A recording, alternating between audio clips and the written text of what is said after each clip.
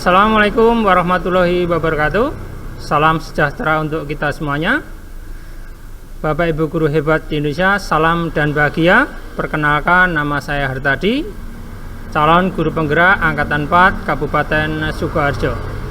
Pada kesempatan yang baik ini saya akan membagikan aksi nyata untuk modul 1.4, yaitu penerapan budaya positif di sekolah. Semoga video ini bermanfaat untuk kita semua. Guru bergerak Indonesia maju. Assalamualaikum warahmatullahi wabarakatuh. Bu Aryani itu masih 27, berarti masih 5 tahun. Berarti kalau untuk ke 4B masih ada kesempatan. Ya, ini Pak Muhtarom 65 ya, 66 ya Pak? Oh, Pak Muhtarom 3, oh, ya, termasuk expired. Pak Daliman expired. Jadi yang 67, 66 ke sana itu masih ada kesempatan.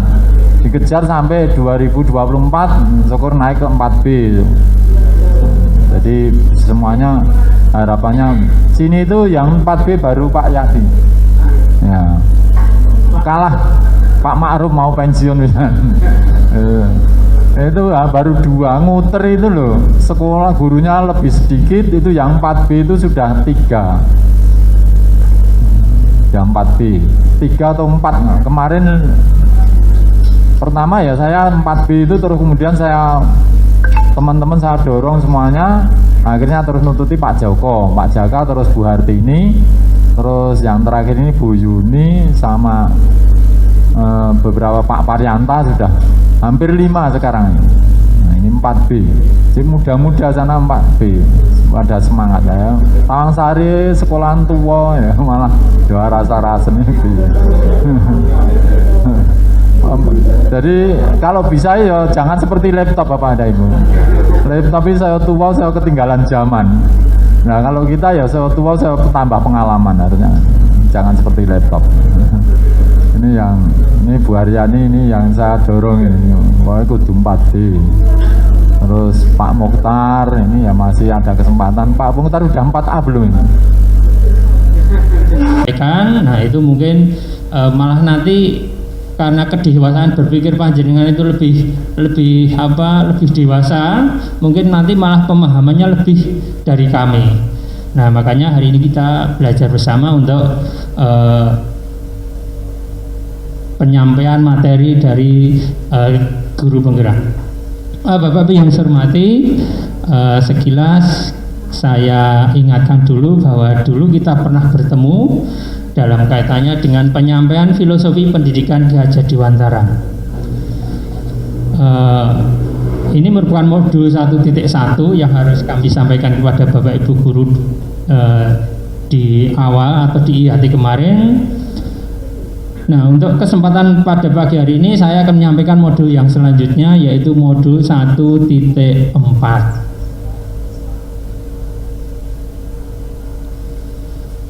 Oke, setiap awal kegiatan dari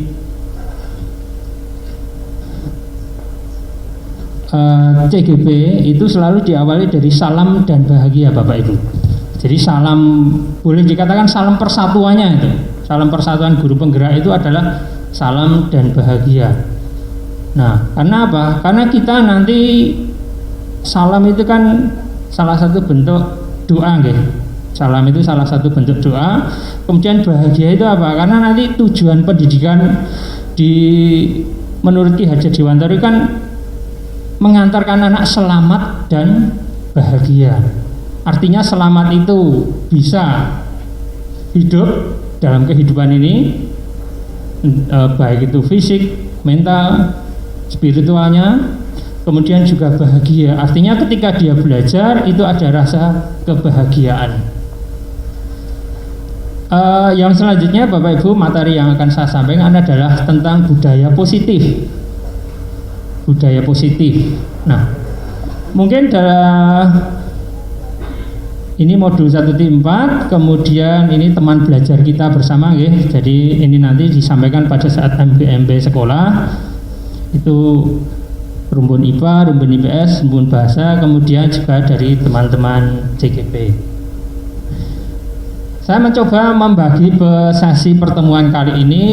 Pertama perkenalan, Dan saya rasa untuk perkenalkan tidak perlu ya, karena saya cukup terkenal juga di sekolah ini.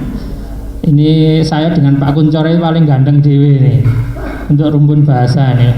Mbak Muri yo pinter ndelehke aku Pak Kuncoro rumpun bahasa. Kalau saya kan pasti bahasa nggih. Kalau Pak Kuncoro nggo kanca aku Mas. Nah, bahasa.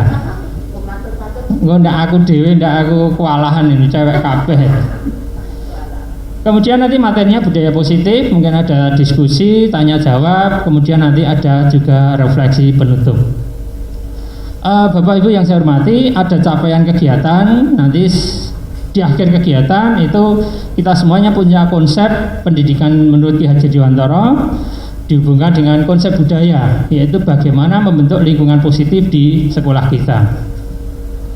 Kemudian juga melakukan evaluasi, refleksi tentang praktek disiplin. Nah, ini kalau berbicara masalah disiplin itu saya agak grogi di kelas bahasa ini. Karena sebagian besar itu adalah senior-senior STP 2K itu. Bu Endang Pur, Bu Endang Il, Bu Rina. Ini sementara kan yang bertugas Bu Ida sebenarnya ini. Kemudian yang selanjutnya memahami peran guru untuk membangun budaya positif. Nah, bagaimana kita bisa menerapkan konsep disiplin positif? Kalau disiplin, ya kita pasti mengajar anak, mendidik anak untuk menjadi murid yang disiplin. Tapi di sini ada tambahan disiplin positif. Nah, nanti seperti apa? Kita nanti akan sama-sama belajar. Oke, kemudian yang selanjutnya hampir sama, capaian khususnya tadi secara umum sudah dibahas. Oke, sekarang kita masuk. Kira-kira budaya positif itu apa? Gitu. Mungkin ada yang kita ambil contoh dulu aja. Budaya positif yang sudah berlaku di sekolah kita itu kira-kira apa, Bapak Ibu? Contoh saja misalnya apa?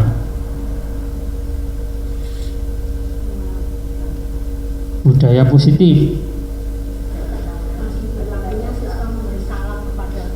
Nggih, bagus sekali. Jadi kita masih menerapkan 5S itu nggih. Jadi menyampaikan salam, sapa. Nah, itu merupakan salah satu budaya positif. Mungkin ada lagi yang kita adakan upacara bendera misalnya. Nah, itu juga salah satu budaya positif. Nah, kenapa ini penting dalam pendidikan? Kenapa penting dalam sekolahan? Tadi Pak Yati sudah menyampaikan bahwa filosofi pendidikan Ki Hajar Dewantara itu adalah bahwa pendidik itu boleh dikatakan seperti seorang petani. Tadi Pak Yati menyampaikan kita itu bagaikan menanam bunga. Kita bagaikan menanam bunga. Kita ketika menyebarkan benih itu kita harus yakin bahwa yang tumbuh itu pasti benih bunga. Kalau kita sebar benih padi, kita yakin pasti nanti yang tumbuh adalah padi. Kita tidak mungkin mengharapkan benih padi itu menjadi jagung, ubi atau yang lainnya.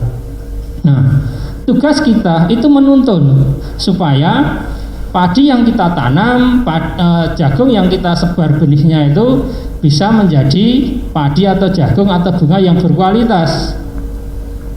Caranya bagaimana? Kita hanya bisa mempersiapkan lingkungannya. Contohnya kita perbaiki kualitas tanahnya, misalnya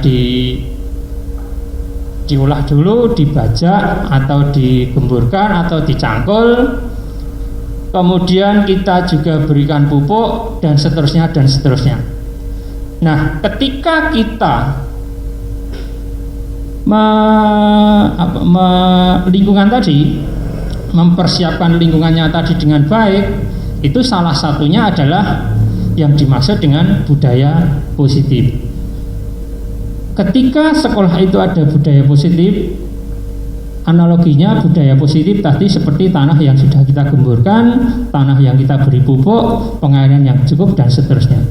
Jadi harapannya adalah nanti peserta didik kita, anak-anak kita, murid-murid kita nanti akan tumbuh menjadi padi yang baik, jagung yang berkualitas. Dan selanjutnya budaya positif adalah lingkungan yang positif, aman, nyaman agar murid mampu berpikir, bertindak dan mencipta dengan merdeka, mandiri dan bertanggung jawab. Nah, ini tidak lepas dari mengarahkan kita semua, mengarahkan anak didik kita, mengarahkan peserta murid-murid kita untuk disiplin.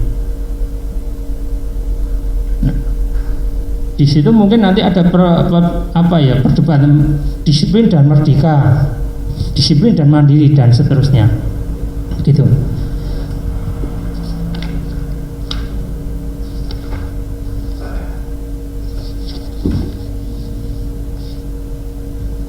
Oke, bagaimana kita mengubah paradigma kita? Nah, bagaimana kita mengubah paradigma tentang menanamkan kedisiplinan?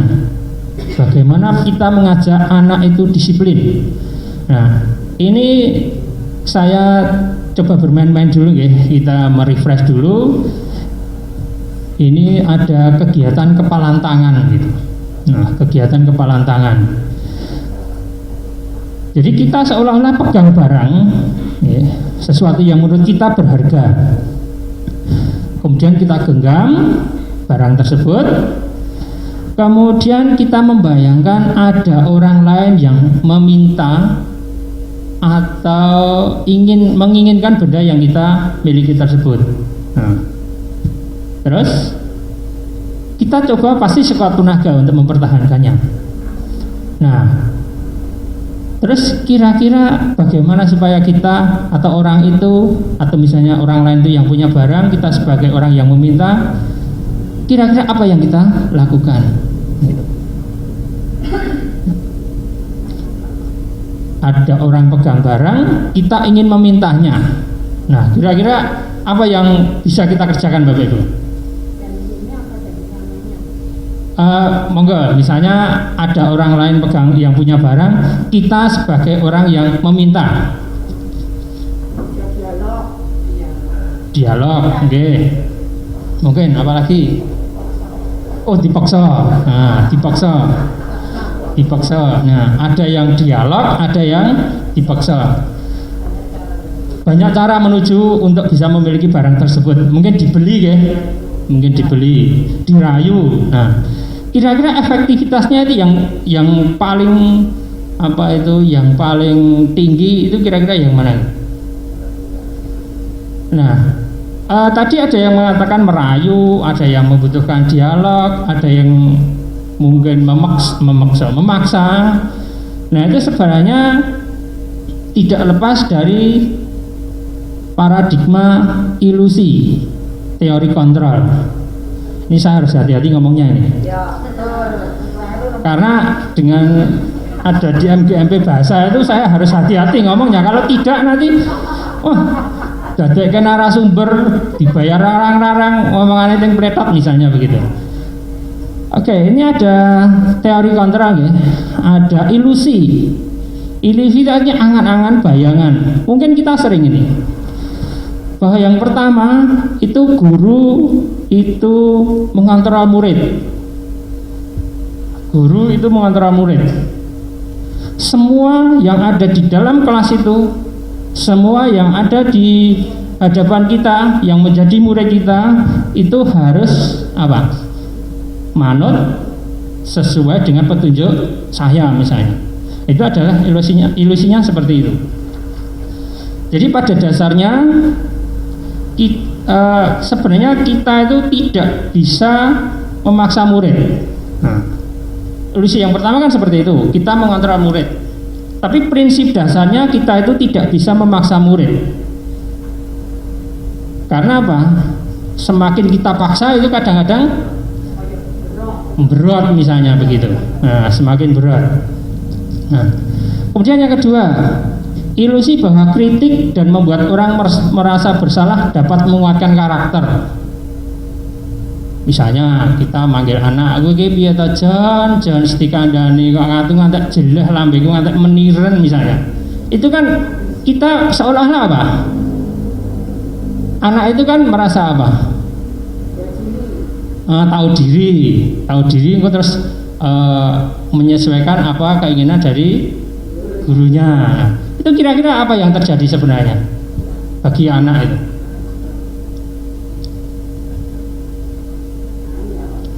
Malah jadi apa kira-kira? Umpama awake dhewe ngono ya. Sekarang kita yang jadi murid ya. Nah, malah kadang-kadang kan tidak terima juga kan? Sebenarnya iya, tidak terima juga. Tapi ada yang terima loh. Iya, ada juga kan gitu, ada juga. Jadi persentase kan kita begitu, nah, persentase. Ya murid itu kadang-kadang ya seperti kita, ya. Murid itu ya seperti kita dulu juga murid gitu kan. Kadang kalau dipaksa gue piye ini malah jadinya hanya iya, nggih mengarep itu, tapi akhirnya nanti apa? Tidak kepanggil juga ya. Kemudian yang ketiga itu ilusi bahwa semua penguatan positif efektif dan bermanfaat.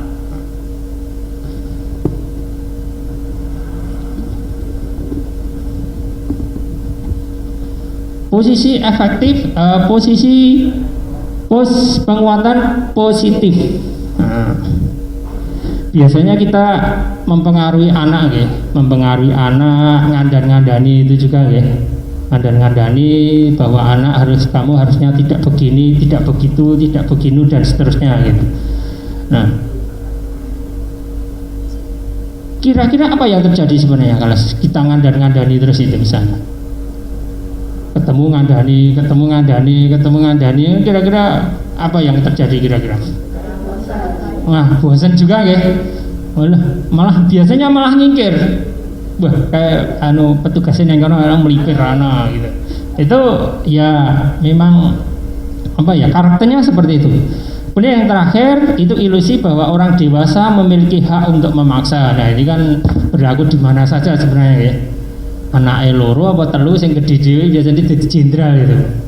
Dudang-duding ora ngono dan seterusnya. Nah, kira-kira perasaannya anak atau murid itu bagaimana?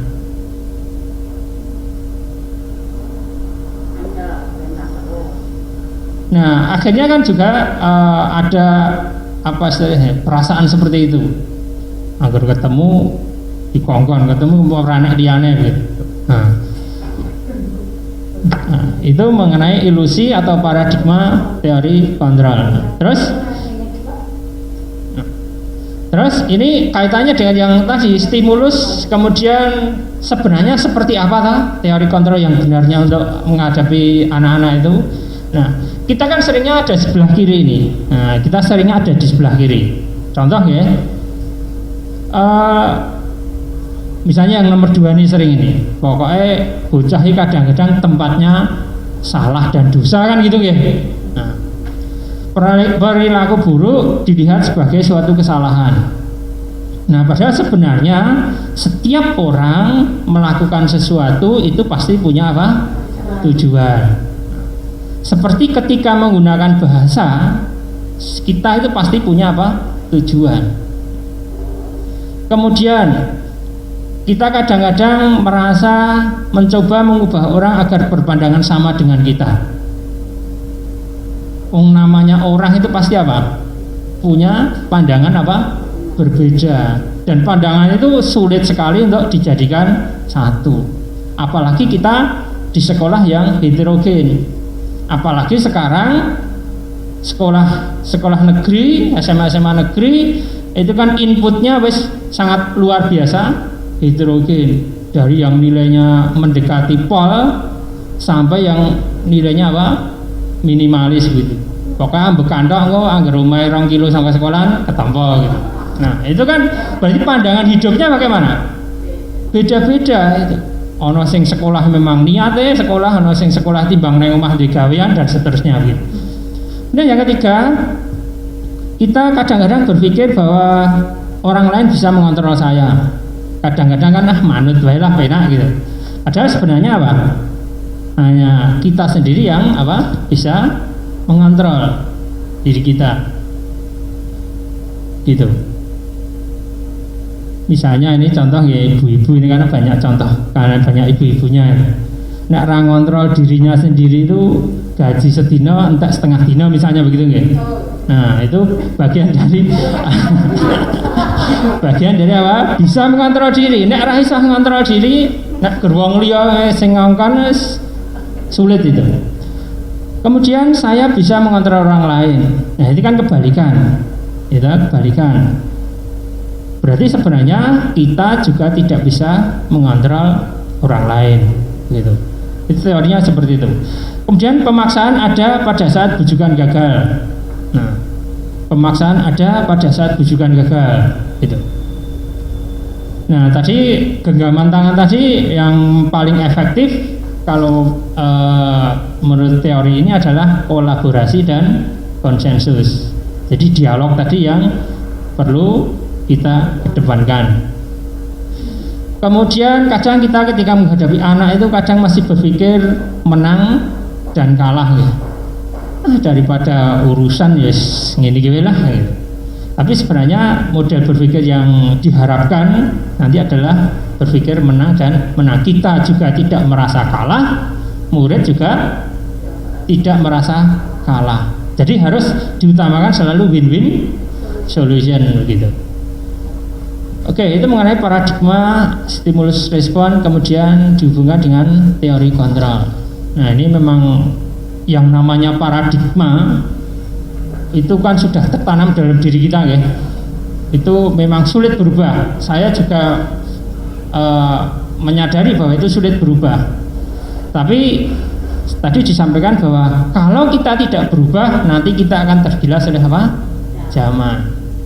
Karena menurut KHD kan kita harus menyesuaikan dengan kodrat alam dan kodrat zaman. Oke, lanjut, kita sekarang masuk pada masalah disiplin. Nah, disiplin itu pada prinsipnya dari bahasa Latin. Kalau bahasa Latin bacanya apa ya ini? Disiplina mungkin ya, gampang ngono ya.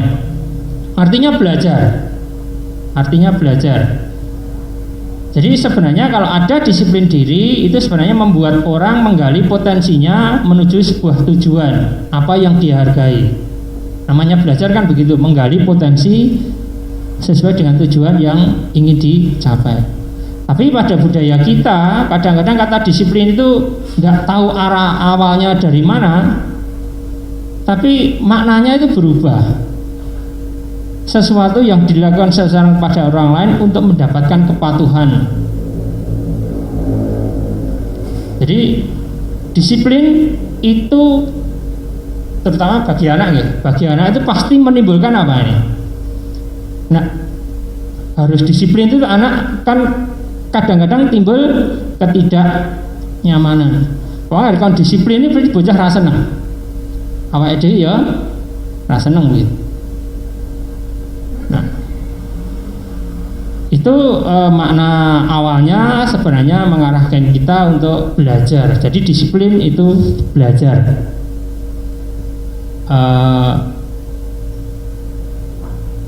Lanjut.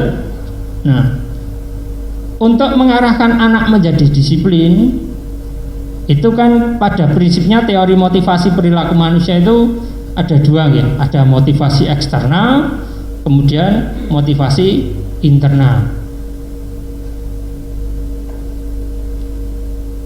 Kenapa anak atau kita berlaku disiplin? Itu mungkin pertama adalah untuk menghindari ketidaknyamanan atau hukuman. Supaya ya kita nyaman gitu ya. Jadi ketika kita disiplin kita nyaman. Itu kan sebenarnya motivasi eksternal, adanya peraturan, adanya undang-undang dan seterusnya. Kemudian untuk mendapatkan imbalan dari orang lain, contohnya juga merupakan motivasi eksternal. Nah, yang diharapkan sebenarnya untuk bisa menjadi disiplin, anak menjadi disiplin itu adalah adanya motivasi internal. Jadi anak itu menghargai dirinya sendiri, menjadi insan sesuai harapan kita. Nah, bagaimana kita nanti bisa menjadi guru yang selalu bisa menumbuhkan motivasi internal supaya anak-anak itu nanti bisa disiplin sehingga nanti tujuan pendidikan itu bisa tercapai. Kemudian kita hubungkan dengan apa yang disebut dengan merdeka. Jadi disiplin itu budaya positif, salah satunya kan ada kata merdeka yang kita hubungkan dengan kata disiplin. Oke, menurut Ki Hajar Dewantara, merdeka itu artinya tidak hanya terlepas dari perintah, akan tetapi juga cakap buat memerintah dirinya sendiri. Nah itu kan kadang yang perasa yang klausa kedua itu kadang kan tidak kita includekan begitu. Kadang-kadang merdeka itu terlepas dari apa? Perintah. Padahal prinsip dasarnya menurut KHD itu merdeka itu juga bisa memerintah dirinya sendiri. Nah kalau dua hal ini bisa jalan, otomatis kan kita tidak perlu lagi ada aturan dan seterusnya.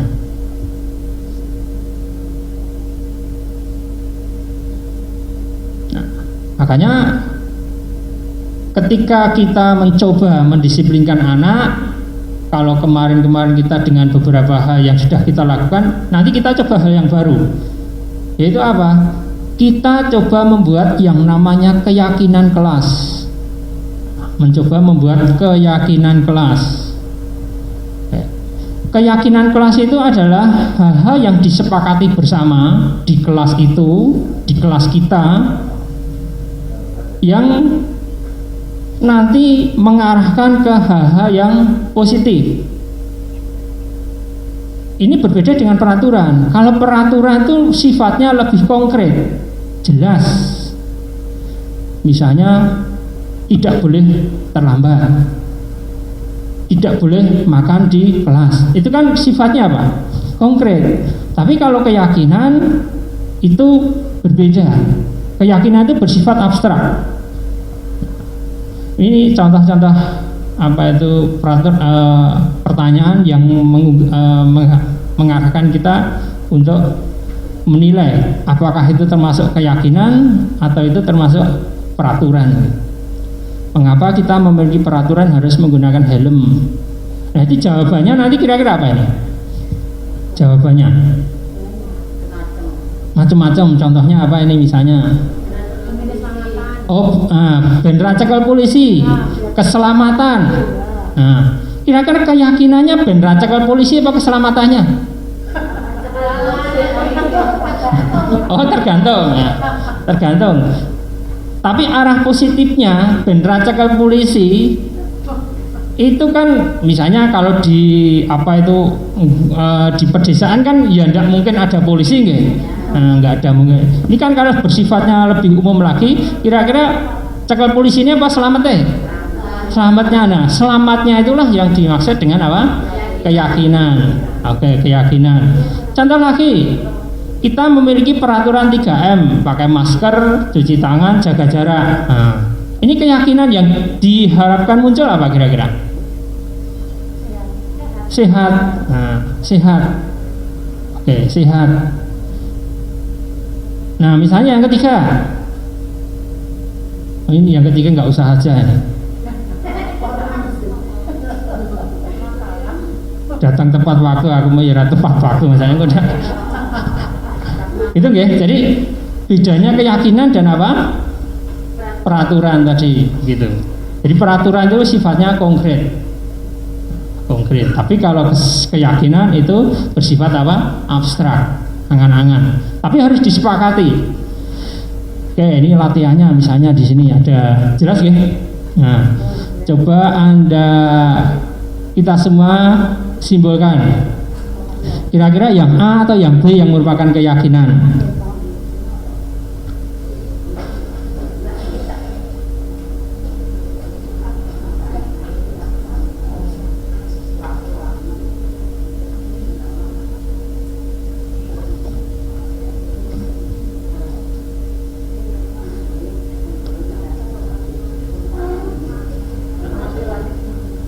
Kira-kira tahu sendiri.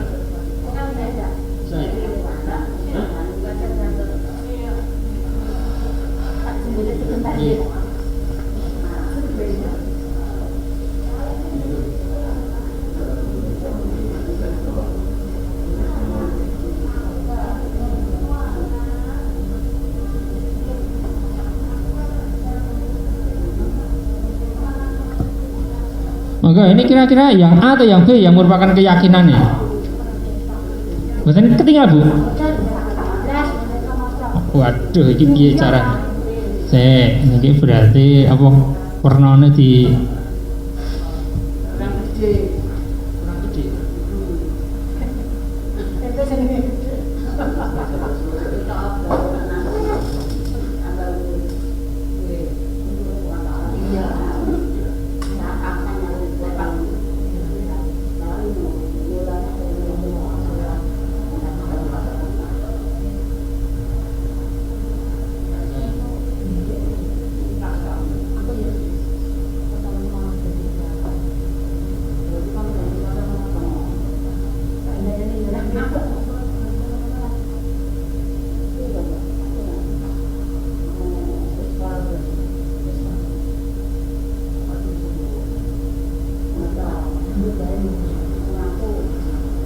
Nah, ini yang A. Belum lulus nih.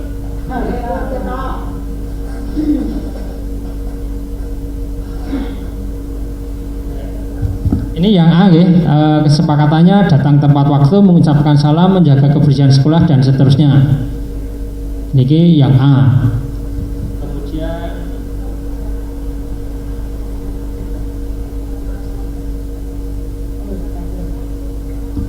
ini yang B. Pun ketinggal Bu ya. Oke, misalnya dari satu atau dua kalimat yang tadi disebutkan, kira-kira A atau B yang merupakan keyakinan kelas?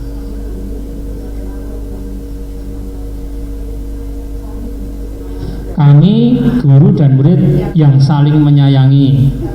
Kami murid yang semangat belajar. Kami murid yang peduli dengan teman-teman. Nah, kalau yang yaitu yang B. Kalau yang A tadi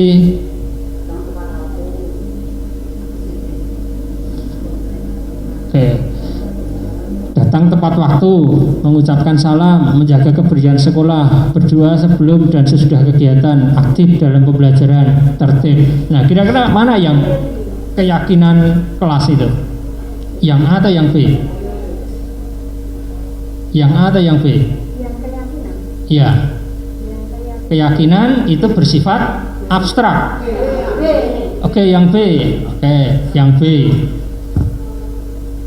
Oke, yang B. Jadi kami guru dan murid yang saling menyayangi. Nah, itu kan masih sangat apa? Abstrak. Piye saling menyayangi dan seterusnya. Nah, sekarang coba kita latihan sebentar, ya. Nah, latihan sebentar. Atau ini langsung dikirim Mbak Mur, dikirim Google Form-nya yang kemarin aja. Oke. Maka di persani di grup MBMP bahasa itu ada beberapa.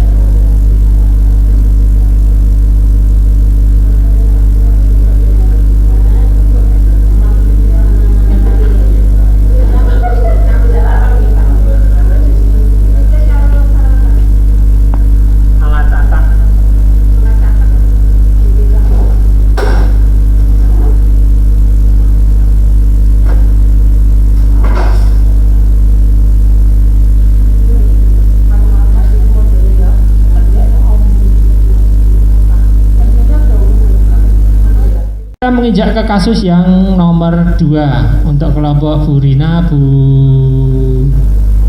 Istiqomah dan Bu Jayanti. Monggo salah satu bisa mempresentasikan hasil dari kelompok 2.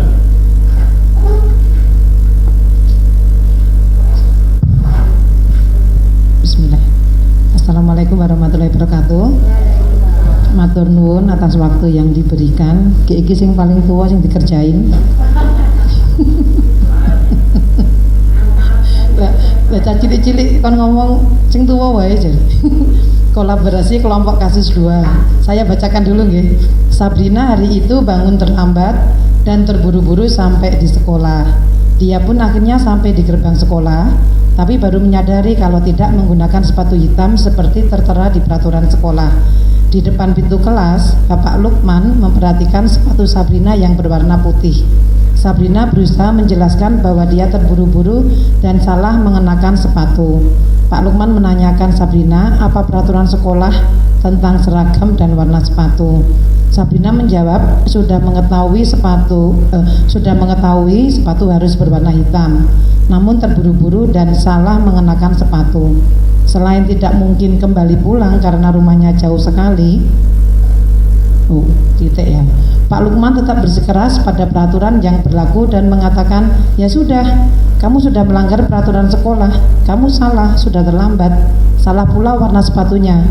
Segera buka sepatumu kalau tidak bisa mengenakan warna sepatu sesuai peraturan. Sabrina meminta maaf dan memohon kembali kepada Pak Lukman agar dapat tetap mengenakan sepatunya dan berjanji tidak akan mengulang kesalahannya. Namun Pak Lukman tidak mau tahu. Tidak, kamu telah melanggar peraturan sekolah. Kalau tidak sanggup mengambil sepatu di rumah atau diantarkan sepatu ke sekolah, ya sudah, kamu tidak usah bersepatu saja seharian di sekolah. Sekarang copot sepatumu dan silakan belajar tanpa sepatu seharian. Sabrina pun dengan berat hati mencopot sepatunya dan memberikannya kepada Pak Lukman. Seharian dia tidak berani berkeliling sekolah karena malu dan lebih banyak berdiam diri di kelas tanpa alas sepatu.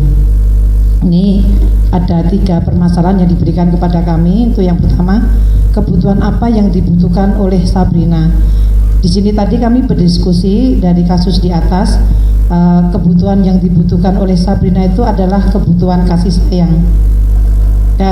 Kenapa kasih sayang? Karena di sini kami berpikir Sabrina perlu dipahami karena dia tahu dia udah terlambat, padahal dia sebenarnya bisa aja bolos nggak masuk, gitu ya. Tapi dia tetap mau masuk sekolah, itu berarti sudah menunjukkan rasa tanggung jawabnya untuk belajar, walaupun ternyata akhirnya dia juga malah melakukan kesalahan yang kedua dan sepatunya tidak tidak sesuai aturan. Jadi kami berpikir lebih ke dia dibutuhkan kasih sayang dengan lebih dipahami, yang seharusnya gimana ya, untuk lebih dipahami itulah pokoknya ya. Jadi hubungannya kasih sayangnya dengan lebih dipahami. Kemudian untuk yang kedua, nilai kebajikan atau keyakinan sekolah apa yang dituju dengan bersepatu warna hitam.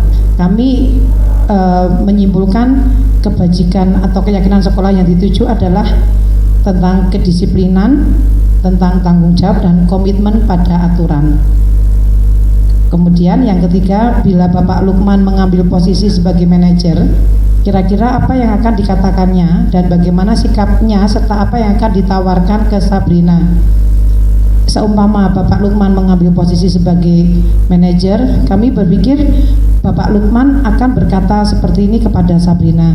Oh iya, Bapak memahami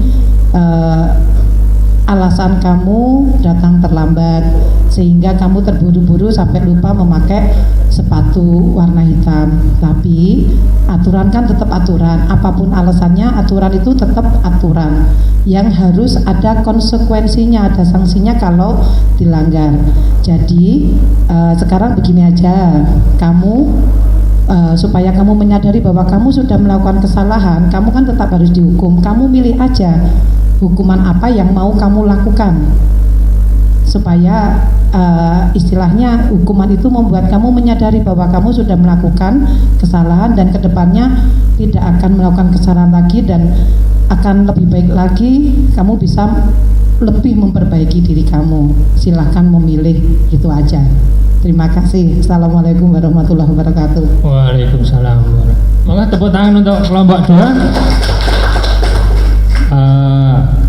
Itu tadi pembahasan dari kelompok 2 yang berkaitan dengan sepatu dan terlambat. Jadi sepatunya dari anak itu yang namanya Sabrina tadi datang ke sekolah karena terburu-buru.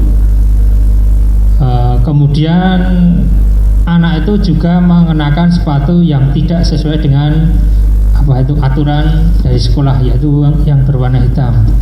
Kemudian disampaikan tadi kebutuhan yang ingin dipenuhi oleh Sabrina adalah kasih sayang. Jadi keberadaannya ingin diakui tadi begitu. Jadi mungkin juga dari pengaruh orang tua juga mungkin masuk gitu. Jadi kalau di sini bangun terlambat gitu, bangunnya kesiangan gitu. Nah itu kan kalau misalnya kita sebagai seorang guru yang biasa kita lakukan, kalau anak terlambat sekolah kemudian ditanya bangunnya kesiangan gitu, kan kita kadang-kadang menghubungkan dengan apa? Orang tuanya bagaimana? Kok ngantek isah terlambat itu wong tuamu nyanti misalnya begitu. Nah itu merupakan bagian dari rumahnya juga perlu adanya kasih sayang. Kemudian keyakinan kelas memang untuk bersepatu hitam tadi semuanya ada kesamaan supaya tidak ada mungkin gap yang kaya dan miskin. Kemudian tadi juga disebutkan untuk kedisiplinan, tanggung jawab. Jadi kalau sepatunya sama berarti setiap peserta didik punya komitmen untuk tanggung jawab gitu. Kemudian sebagai posisi manajer tadi memang betul prinsipnya adalah manajer itu mengajak anak untuk menyelesaikan masalahnya dari internal dirinya sendiri. Maka tadi ketika menawarkan otomatis dia memilih entah itu hukuman A, B, C atau D, tapi itu karena pilihannya sendiri maka itu boleh dikatakan dari internal anak tersebut. Terima kasih untuk pembahasan kasus 2. Sekarang kita menuju ke kasus 3, monggo. Nah, kalau ini yang paling junior, tadi yang senior, ini junior.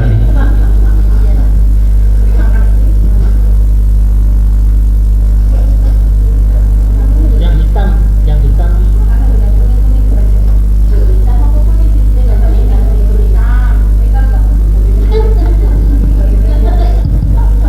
Ya, terima kasih atas waktu yang diberikan kepada kami kelompok 3. Ini tadi saya sudah dieling sama Bendang, singkat-singkat bae mergo kelompoknya tuwir-tuwir. Jawabnya kan singkat-singkat. Baiklah, kolaborasi kelompok kasus ketiga. Di sini akan saya bacakan lebih dulu. Ada kasus Ibu Dani sedang menjelaskan pelajaran bahasa Inggris di depan papan tulis. Namun beliau memperhatikan bahwa Fajar malah tidur-tiduran dan tampak acuh tak acuh pada pelajarannya. Fajar coba menjawab pertanyaan nomor 3. Maju ke depan dan kerjakan di papan tulis. Fajar pun malas-malasan maju ke depan dan sesampai di depan papan tulis pun Fajar hanya diam terpaku sambil memegang buku bahasa Inggrisnya dan memainkan spidol di tangannya. Ayo Fajar, makanya jangan tidur-tiduran, lain kali perhatikan. Sudah sana, duduk kembali. Kira-kira siapa yang bisa? Fajar pun kembali duduk di bangkunya. Hal seperti ini sudah seringkali terjadi pada Fajar. Sepertinya dia tidak memperhatikan, acuh tak acuh, dan nilai-nilainya pun tidak terlalu bagus untuk pelajaran bahasa Inggris. Pada saat ditegur oleh Ibu Dani, Fajar hanya menjawab, "Nggak tahu Bu." Ibu Dani pun menjawab, "Gimana sih Fajar? Kamu gak kasihan sama ibu ya? Ibu kan sudah capek-capek mengajarkan kamu. Gak kasihan sama ibu?" Dan Fajar pun dia membisu. Nah, di sini ada beberapa permasalahan ya. Yang pertama, posisi kontrol apa yang diambil oleh Ibu Dani dalam pendekatannya kepada Fajar? Posisi kontrol yang diambil yaitu penghukum di sini. Penghukum itu kan ada dua ya, fisik dan verbal. Nah, di sini adalah penghukum verbal. Karena apa? Dan ini kan sudah seringkali melakukan kesalahan, kemudian dia juga cuek, kemudian tidak begitu sangat tidak memperhatikan pada pelajaran yang diampu oleh Ibu Dani. Jadi Ibu Dani ini memberikan peringatan yang sedikit keras kepada Dani bahwa hal yang dilakukannya itu berkali-kali terjadi, dan kemudian Ibu Dani pun juga akhirnya menyuruh Dani untuk duduk ya, Fajar untuk duduk. Dengan begitu tentunya Fajar diharapkan bahwa dia akan merenung bahwa dari sikapnya itu tidak baik gitu. Jadi ini adalah posisi kontrolnya penghukum verbal. Kemudian kebutuhan apa yang dibutuhkan oleh Fajar? Kebutuhan yang dibutuhkan oleh Fajar yaitu kebutuhan cinta dan kasih sayang. Sebenarnya dia ini mungkin minta diperhatikan gitu ketika mengikuti pelajaran tersebut, dimana ada kalanya kan satu kelas begitu pasti ada salah satu atau dua siswa yang cerewet lah. Fajar diantaranya juga yang seperti itu. Kemudian kebebasan, mungkin karena usia Fajar juga usia masih remaja, dimana tumbuh rasa katakanlah ingin bebas, kemudian rasa egoisnya, kemudian ingin menunjukkan juga mungkin di kelas itu bahwa ini loh aku kayak sikapku seperti ini. Nah, dia sebenarnya juga ingin dirinya itu bebas dengan kebebasannya sebagai remaja nih, seperti itu. Kemudian yang ketiga, bila mana Ibu Dani mengambil posisi pemantau, apa yang akan dilakukan atau dikatakan olehnya? Posisi yang diambil pemantau di sini yaitu mengingatkan siswa tersebut yaitu Fajar supaya tidak tidur-tiduran atau malas ketika mengikuti pelajaran. Nah, di sini diungkapkan dari kalimat, "Ayo Fajar, makanya jangan tidur-tiduran. Lain kali perhatikan. Sana, duduk kembali. Kira-kira siapa yang bisa?" Gitu. Demikianlah yang kami sampaikan dari kelompok ketiga. Terima kasih. Luar biasa, tepuk tangan untuk kelompok 3. Ini kalau saya kasus yang nomor 3 itu kasus yang lumrah ya, terjadi di kelas-kelas kita gitu. Tidak, ini kebetulan contohnya bahasa Inggris, mungkin bahasa Indonesia atau bahasa Jawa itu juga ada, mungkin biologi atau yang lain pasti ada itu. Anak malas-malasan, kurang gagasan, ditanya diam gitu. Nah, terus di sini posisi kontrol yang diambil Ibu Dani tadi sebagai penghukum. Ya, di awal tadi memang ketika melihat melihat Fajar tidak memperhatikan, langsung disuruh ke depan. Nah, langsung disuruh ke depan. Itu otomatis kan saat itu juga hukuman dijatuhkan. Mungkin ada tambahan lagi ketika di bawah itu ada kalimat, "Gimana sih Fajar, kamu nggak kasihan sama ibu ya?" Jadi dia sudah menikah, tidak hanya penghukum saja, tapi juga mencoba mendekati dengan bahasa yang mungkin lebih halus. Nah, ini posisi Ibu Dani juga tidak hanya penghukum, tapi juga memposisikan sebagai seorang kalau misalnya kamu nggak kasihan begini itu berarti apa aja? Membuat orang atau membuat murid merasa apa? merasa bersalah. Jadi selain dihukum, tapi juga diturunkan lagi, posisinya dinaikkan, tapi bahasanya diturunkan begitu. Itu apa itu posisi kontrol yang diambil Ibu Dani. Kemudian kalau kebutuhan tadi saya memang begitu ya. Jadi anak itu kadang kalau diperhatikan itu hasilnya akan lebih baik. Kemudian yang ketiga, mengambil posisi pemantau. Ya, posisi pemantau itu kadang-kadang kita membandingkan atau mencari cermin gitu.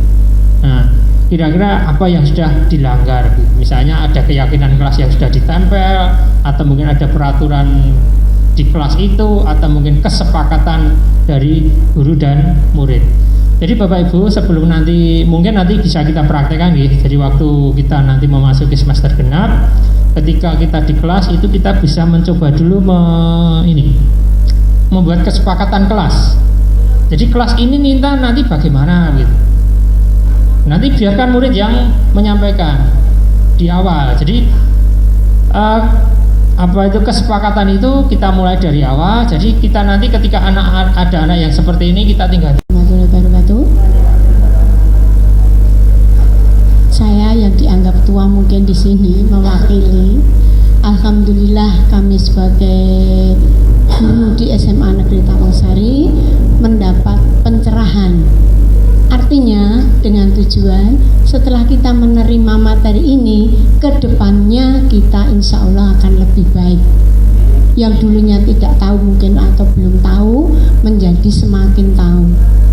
Itu harapan kami, dan begitu juga untuk guru yang mengikuti kegiatan ini, khususnya pemberi materi. Semoga kedepannya semuanya menjadi baik dan berhasil apa yang diharapkan. Amin.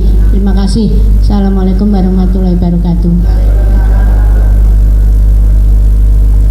Ada lagi monggo, Pak Kuncoro.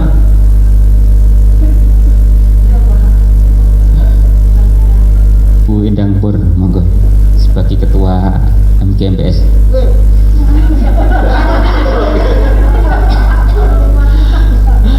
Oke, beri aplaus semuanya untuk kita semua. Jadi tidak.